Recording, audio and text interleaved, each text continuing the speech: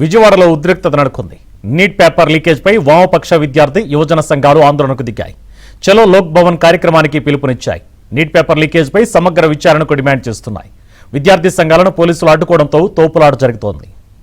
దేశవ్యాప్త పిలుపులో భాగంగా లోక్ భవన్ కార్యక్రమానికి పిలుపునివ్వడం జరిగింది. ఈరోజు పోలీసులు శాంతియుతంగా చేస్తున్నటువంటి నిరసన కార్యక్రమాన్ని అడ్డుకొని ఈరోజు దీన్ని భగ్నం చేయాలని చూస్తా ఉన్నారు. ఇప్పటికే జంతర్ మంతర్లో వేలాది లక్షలాది మంది విద్యార్థులు పాల్గొన్నారు. ఇదే కనుక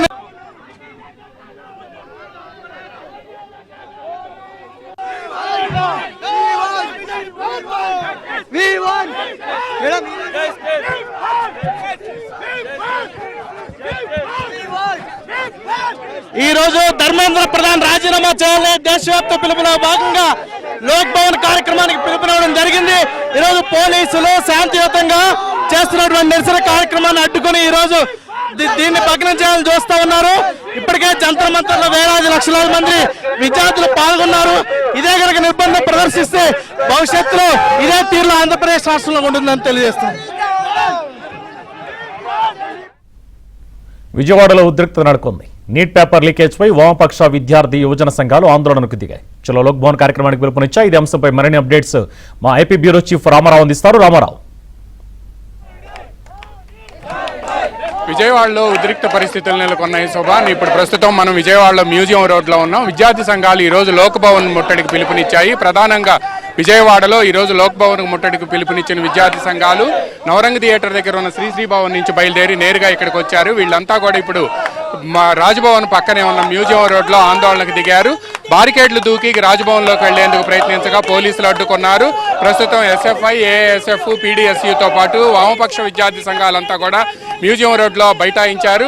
వాళ్ళంతా కూడా తమను రాజ్భవన్కు వెళ్లాలని, గవర్నర్తో తాము మాట్లాడాలని, కేంద్ర మంత్రి ధర్మేంద్ర ప్రధాన్ రాజీనామా చేసే వరకు కూడా తమ ఆందోళన విరమించే ప్రసక్తే లేదు అని చెప్తున్నారు. విద్యార్థి సంఘాలన్నీ కూడా ప్రస్తుతం ఇక్కడ ఉన్నాయి. వీళ్ళందరితో మాట్లాడే ప్రయత్నం చేద్దాము. అయితే విద్యార్థి సంఘాల నేతలైతే మాత్రం ఎట్టి పరిస్థితుల్లో కూడా తాము ఆందోళన విరమించే ప్రసక్తే లేదు అని చెప్తున్నారు. మనతో మాట్లాడేందుకు విద్యార్థి సంఘాల నేతలు ఉన్నారు. ఏంటి మీ డిమాండ్ ఏంటి? మీరు ఎప్పటివరకు చేయాలనుకుంటున్నారు?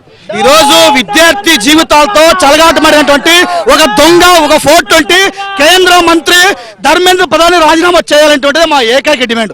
ఈ డిమాండ్ కోసం గత 20 రోజుల నుంచి ఢిల్లీ వేదికగా అనేక ఆందోళన చేస్తూ ఉంటే విద్యార్థులు కానీ మనం అందరం చూసాం. 20వ తేదీ వేలాది మంది విద్యార్థులు కాళ్ళు చేతులు ఎరగొట్టి రక్తాన్ని కలసిన ప్రభుత్వం ఈ పాపాన మోడీ ప్రభుత్వానికి దక్కింది. ఇప్పటికైనా ఈ దొంగను వెనకేసుకొస్తారా? విద్యార్థుల పక్షం నిలబెడతారా? దేశ ద్రోహుల వైపు ఉంటారా, దేశ భక్తుల వైపు ఉంటారా తేల్చుకోమని చెప్పి మోడీ ప్రభుత్వం చేస్తున్నాం. అట్లా ఈ రాష్ట్రంలో ఉన్నటువంటి ముగ్గురు నాయకులు ఈడేమో పెద్ద గొడవ చేస్తారు, 60 ముగ్గురు కాళ్ళకు గొడవ పడుతున్నారు. నేను మొక్తాను. ఇప్పటికైనా మీరు కళ్ళ తెరవండి. విద్యార్థి జీవితాలతో చెలగాటపడుతున్న దొంగ వైపు ఉంటారా? ఈరోజు ఇట్లాంటి వాళ్ళంతా రేపు డాక్టర్లు అయితే ప్రజల ఆరోగ్య పరిస్థితి ఏంటి, ప్రజలు ఎట్లా బతకాలనేటువంటిది మా వర్యు. అందుకనే ఇప్పటికైనా ధర్మేంద్ర ప్రధాన్ రాజీనామా చేయడం ఏకైక మార్గం. దీనికోసం రేపు విద్యాసంస్థల బంద్ కూడా పిలిపించాం.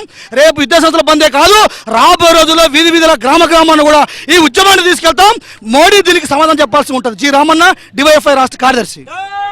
ఇది ఇక్కడ మనతో మాట్లాడేందుకు చాలా మంది ఉన్నారు. విద్యార్థి సంఘాల నేతలు, ఏఐవైఎఫ్ నేతలతో మాట్లాడదాం. మీరు ఇప్పుడు మామూలుగా ధర్మేంద్ర ప్రధాన్ రాజీనామా చేయట్లేదు, పార్లమెంట్లో మేము చర్చకు సిద్ధమని గవర్నమెంట్ చెబుతుంది. ఏం చెప్తారు?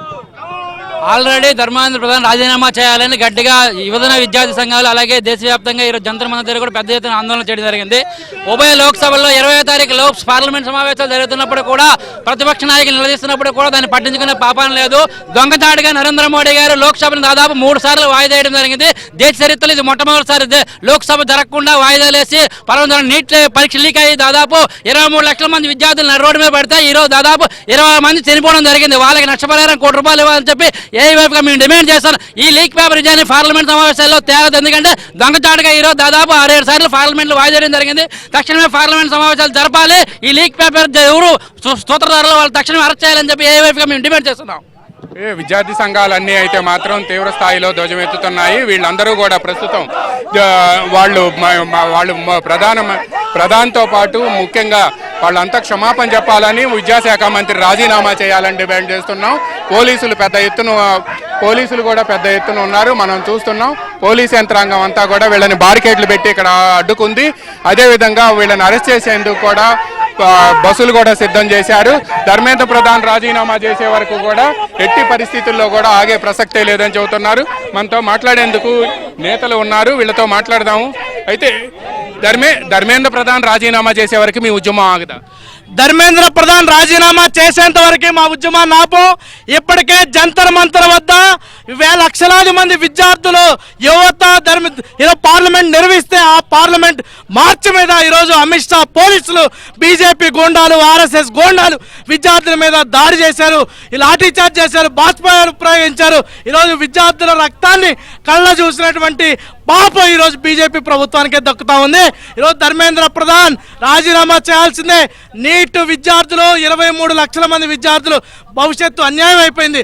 22 మంది విద్యార్థులు ఆత్మహత్యలు చేసుకున్నారు. ఈరోజు ధర్మేంద్ర ప్రధాన్కి ఇంకా సిగ్గు లజ్జ ఏమన్నా ఉంటే వెంటనే రాజీనామా చేయాలని కోరుతా ఉన్నాం.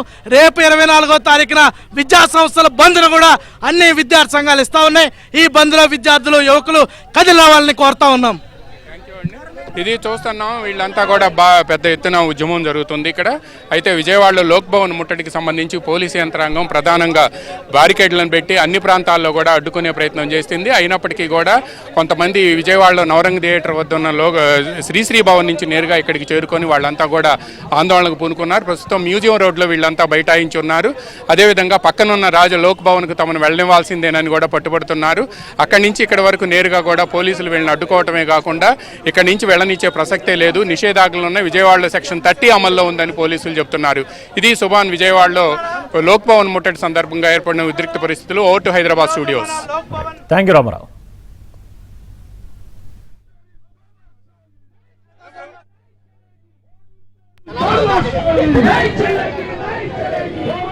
విద్యార్థుల సమస్యలు పరిష్కరించే వరకు